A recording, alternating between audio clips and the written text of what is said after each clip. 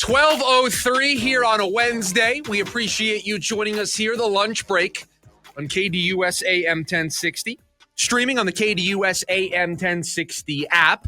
Make sure you download the KDUS AM 1060 app. You can take us with you on the go. Don't always just need to be in your car, in front of your computer, listening to us on KDUS1060.com. The KDUS AM 1060 app is the place to be. So download that wherever you get your apps.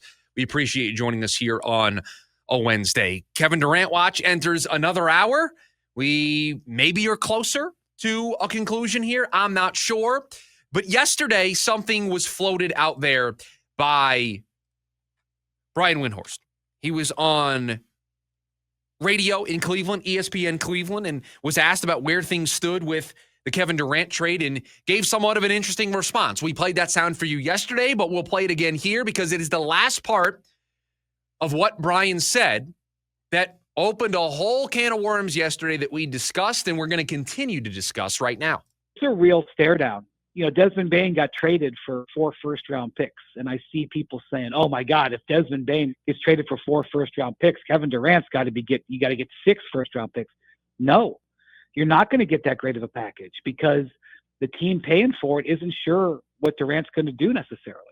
And the teams that Durant wants to go to, Houston and San Antonio, for example, they're leery of paying a huge amount for a 37-year-old. Their whole teams are in their early to mid-20s. Right. You know? So you don't have alignment in making everybody getting on the same page. You know, what Durant wants, what the Suns need, what the teams want to pay with the contract. I would not rule out the Suns not being able to get a trade they like and having to make a decision like, do we not trade him at all?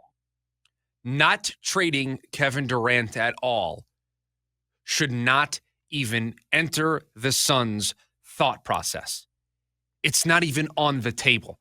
If you maybe wanted to consider it at the beginning of all of this, at the beginning of hiring Brian Gregory and deciding on what path you wanted to go down, we said at the time, I have no problem with somebody being the person in that room that plays devil's advocate and presents that opinion. But now you are down the road where you've gone to Kevin Durant.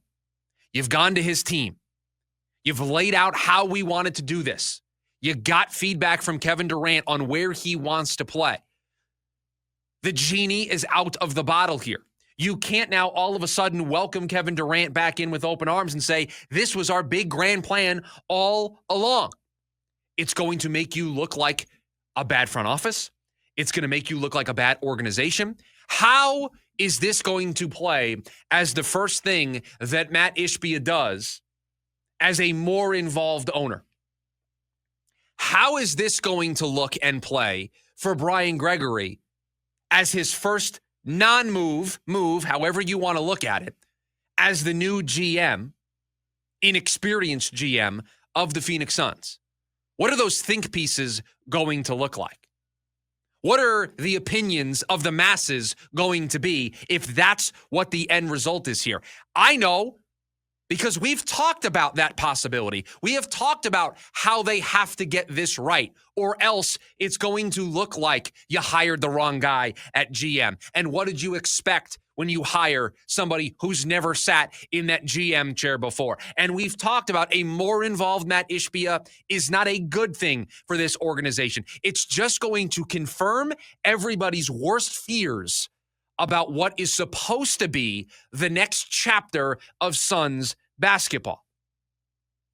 And so my plea to all of you today is that anything is better than nothing when it comes to a Kevin Durant trade. Anything that these teams are offering right now is better than the alternative of keeping Kevin Durant. I don't care that he's going to be an expiring contract then during the season and that you might be able to, move him at the trade deadline. I don't care that you might be able to win some more games if you have the right coach now that Kevin Durant is here. I don't care about any of that because there are way too many risks associated with it. What has been our long-held opinion here on this program?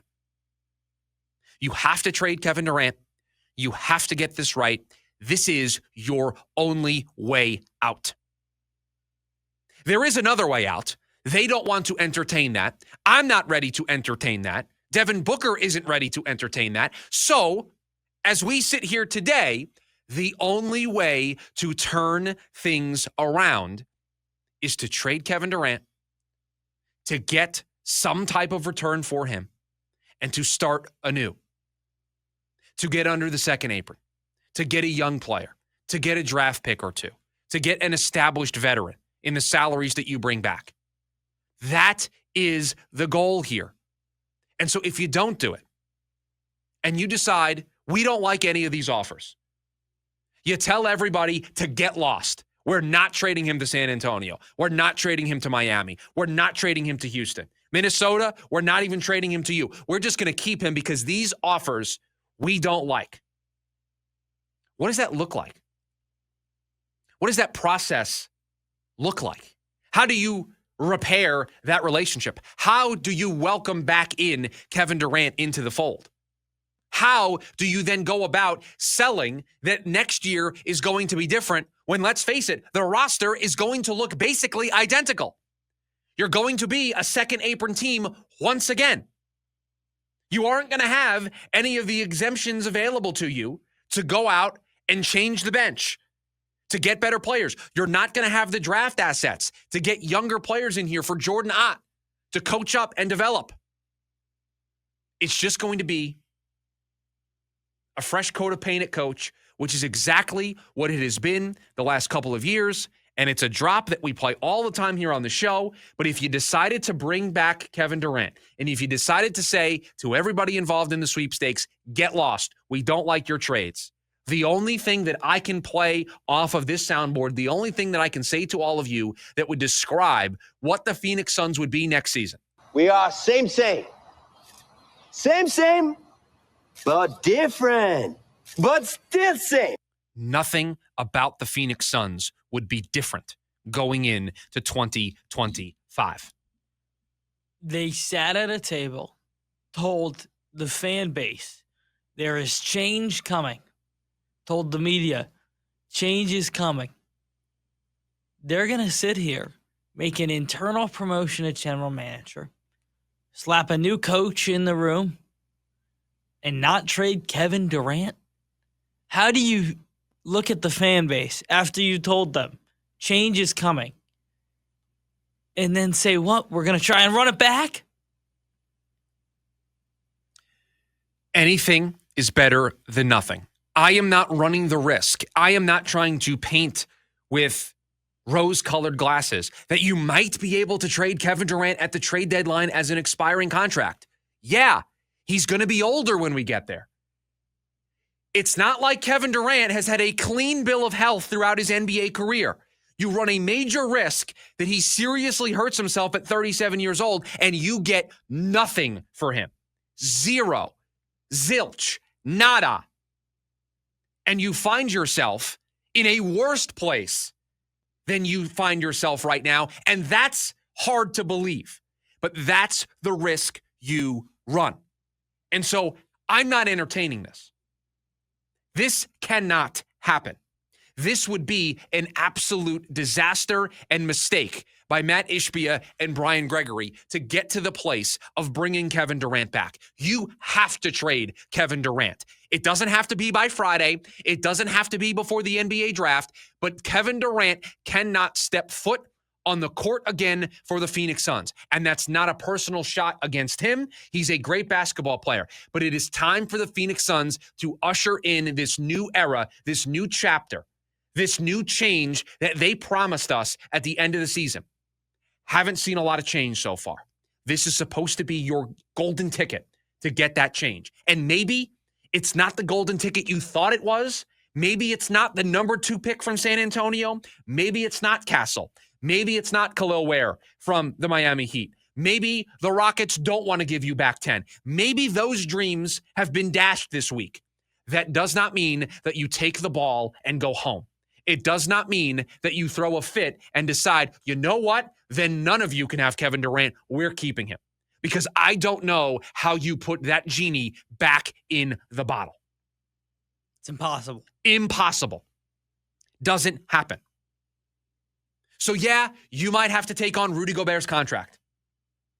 You might have to take on 3 years at that money. You may have to do something that you're a little uncomfortable with. But you cannot run the risk of starting this season with Kevin Durant on this roster, with the injuries, with him being another year older, and who knows what the market for Kevin Durant looks like. We assumed that the market for Kevin Durant would be robust, that it would be a bidding war right now. What's it going to look like at the trade deadline? Our team's going to call your bluff again because now you have even less leverage because everybody knows if you don't trade him right now, he walks at the end of the season.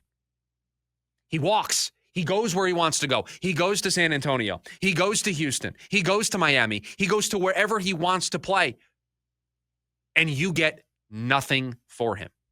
I'd rather take a little something and maybe need to take Rudy Gobert's contract, maybe need to take a bad contract from Miami, one bad contract, over trying to roll the dice and hope that next February, more teams are interested and I can get a better deal than I can get right now. I just cannot fathom a world where the deals at the next year's trade deadline are better than the deals the Suns are offering right now, or getting right now, I should say. They won't be. You're also a prayer that he's healthy as a deadline. A prayer. You're going to trade. He missed time last season. You're going to trade what we expect to be a banged up Kevin Durant at the trade deadline and expect similar to more value? Now, remember when they traded for him originally from Brooklyn, he was banged up, right? It took him a little bit to get involved and play with the team. That was 3 years ago, 2.5, 3 years ago. That's 33, 34-year-old Kevin Durant, not 36, 37-year-old Kevin Durant, who, by the way, if memory serves, missed time at the end of the season where we had a conversation of shut him down, do not play him, do not run the risk of an injury that then hinders your ability to trade him in the summer. We all knew what was coming. So I'm sorry. I know that the conversation is out there, and I know that from the audio that we played, people are considering it. I'm sorry. The Phoenix Suns cannot consider bringing Kevin Durant back at this point. The hay is in the barn. The genie is out of the bottle. You can't put the toothpaste back in the tube. I don't know what other analogies I can give you. You cannot go down this path. Cannot happen. Nobody is going to believe in anything you say or do if that is the case. They already don't trust you. Imagine what you do with the fan base if you don't move Kevin Durant. You turn this whole city against you. You are then running it back. You are running back a team that was well below 500 and could not make the play-in tournament. But hey, you got a new coach. You got a new GM. The owner's going to be more involved, so get excited about all of that stuff. But it's going to be the same flawed roster, the same flawed bench, with no tools in the toolbox to fix it. Trading Kevin Durant gives you more tools in the toolbox. Figure out a way to get it done. Maybe you take less draft capital and you take less young players to get a bad contract removed if you're so worried about the money, if you're so worried about cleaning up your books, right? If that's a huge priority that you don't want to lock yourself down because you got 2 more years of Bradley Beal and you need that flexibility, then maybe you say, remove this pick and then remove this contract. Maybe that's the way that you go about doing this. But you cannot allow next season to start and Kevin Durant is on this roster.